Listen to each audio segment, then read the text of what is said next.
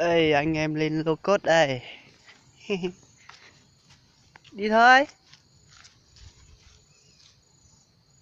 Đi. Đi thôi. Để tao quay một clip rồi. Đi đi. Anh em đi trước.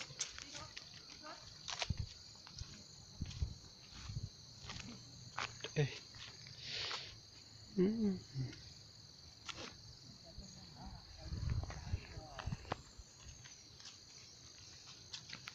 À thằng nào hôm nọ lên đến trên mà định rẽ lên từ đường đất lên trên kia xong rẽ lên đừng nhậu kia xong kêu tưởng là cái gì kêu mấy người như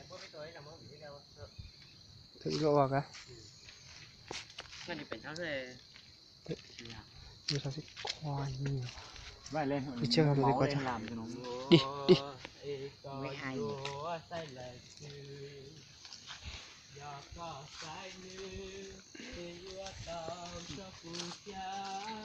Anh em đi lô cốt. có theo đã.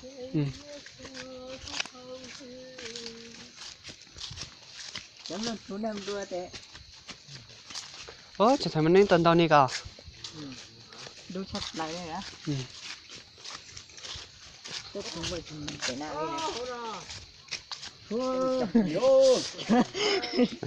Đi đưa. Mấy thằng tiểu nói. Nhiều người lên lắm, mày xem. Kiểu mấy hôm nay nắng nắng này. Lên mổ gà mổ thịt ăn. Cảm rất tốt rồi. Để cho ít từ cho o từ ra thì từ tính nổ. Đây, đến lô cốt ở đây ta.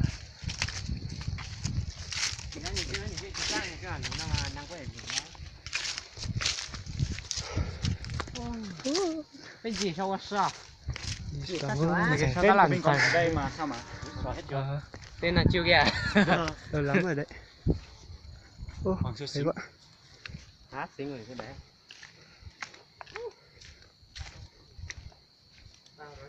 Đây. Đây. Anh em vào hàng nhá.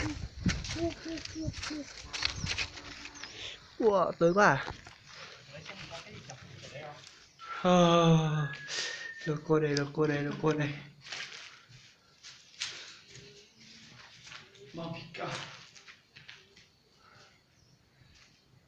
Ui, dám vào không?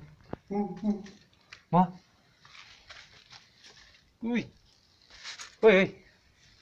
Sợ quá à? Bật điện thoại. Anh em vào hang tìm con rơi ha. Bật điện thoại nhé. Chiến tranh. Chiến tranh.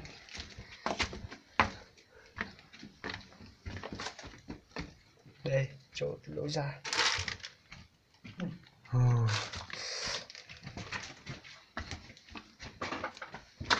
Có mang không đấy? Ủa?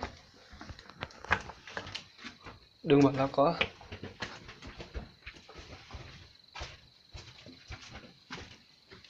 Chỗ đây nè, có à? Đâu? Chứ kia. Đâu? Đi xem, con rơi, con rơi, con rơi. Cái con kia. Phải. Bây giờ. Con rơi kìa. Mới chưa ba. Ngồi xuống, để sợ lắm. Ôi.